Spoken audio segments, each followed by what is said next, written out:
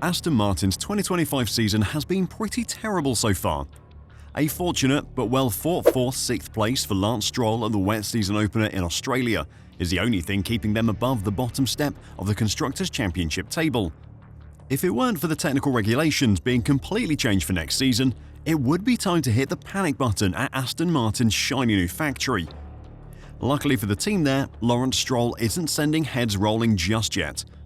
They're fully focused on next season, and Adrian Newey has left his drawing board for a day to let us know what he's been doing since he joined, and to give Fernando Alonso some hard home truths. Today, I'll check it all out, so don't go anywhere. Fernando Alonso has made some pretty bad moves during his career. His move to McLaren in 2015 was a disaster. His return to the sport with Alpine went badly as well. And while his decision to go to Aston Martin initially looked promising, the team have been in a death spiral since he joined. With the contract until the end of next season and a commitment to the team to continue helping them beyond his racing career, Alonso is very committed, but this season he's had to tolerate a pretty appalling car.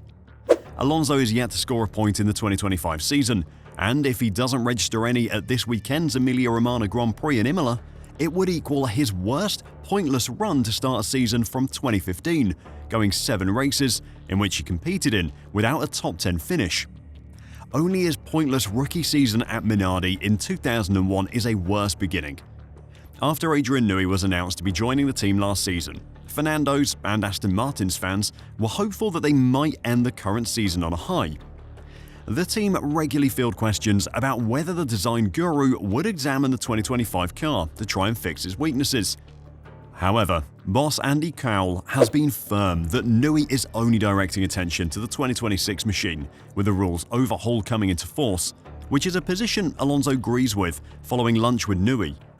Speaking about the problems the team are facing at the moment and whether there could be a knock-on effect next year, Alonso said, "For next year, with Adrian on board, nothing of this car is going to be in next year's project, so it is a complete reset, so I'm not too concerned.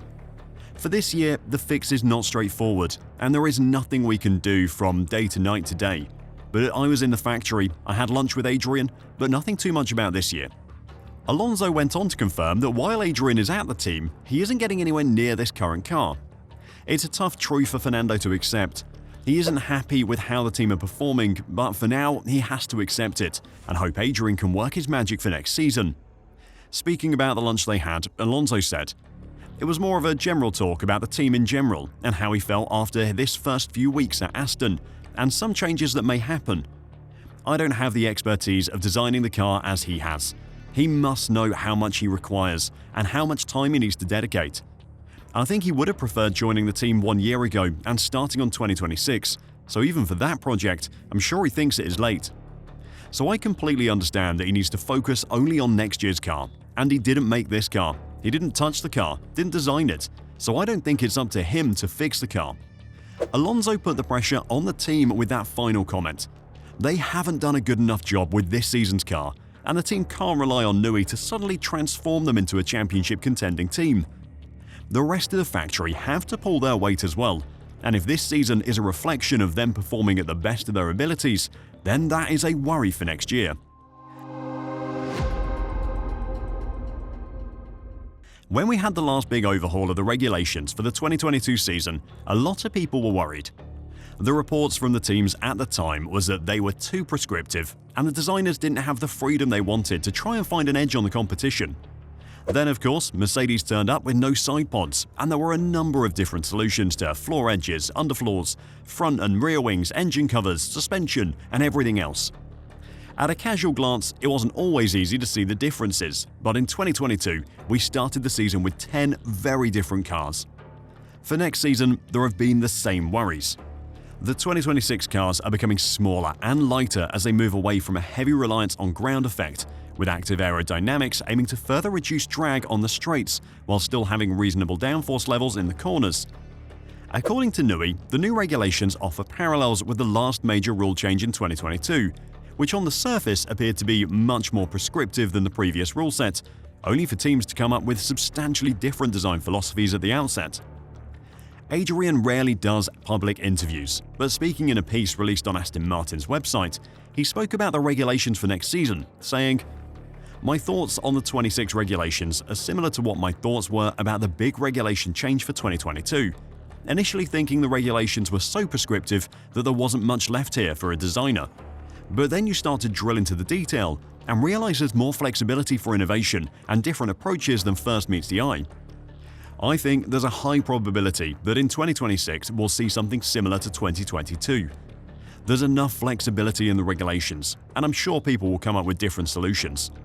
Some of those will be dropped over the first 2 or 3 years as teams start to converge. Of course, it isn't just the aerodynamic regulations that are changing for next season.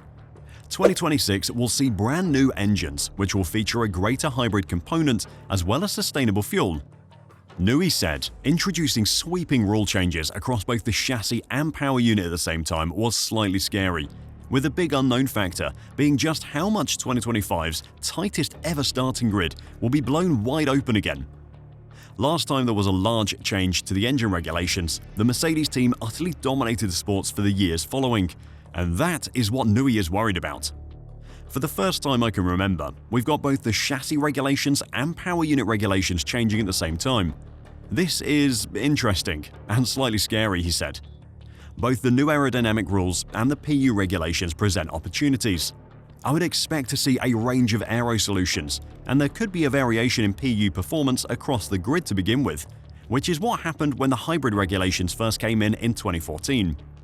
Alongside aerodynamics and engine performance, the degree to which F1 teams are able to get close to the FIA's ambitious reduced weight limit has also been identified as a key performance differentiator. Fans, drivers, and teams have been asking for smaller and lighter cars for years, but just because the regulations allow for them to be lighter doesn't mean the teams will instantly have lighter cars. An increased hybrid component in the engines means more weight. The cars also have to be able to pass the crash tests, which means the teams can't just shave weight off the chassis willy-nilly. In 2022, it took a long time for a number of teams to get their cars down to the minimum weight. Alfa Romeo, as they were called at the time, and Alpine both took most of the first season to shed the last few kilos. Any amount of weight you are over the minimum is extra weight that is slowing you down, so getting to that new minimum ASAP could play a big role in next season's. For now, with Adrian uninvolved in this season's car and Aston Martin well off the pace, it seems likely that the team will be turning all of their attention to next season's car shortly. They have upgrades planned for this weekend at Imola, but they have been in production for months already. Any additional development on top of these upgrades seems unlikely. Aston Martin have said that they may have parts coming throughout the season, but they'll be fitted with a focus on next season. With their brand new wind tunnel, Aston Martin needs to be testing parts in the real world that have been designed with the new tunnel to make sure that the data they're receiving from the wind tunnel is accurate. So for any Aston Martin fans out there, don't get too excited when you hear of upgrades coming. What do you think of Adrian Newey's comments about the new regulations? Are you excited to see what solutions the teams come up with for next season? Let me know your thoughts in the comments down below, and until next time, drive safe and bye for now.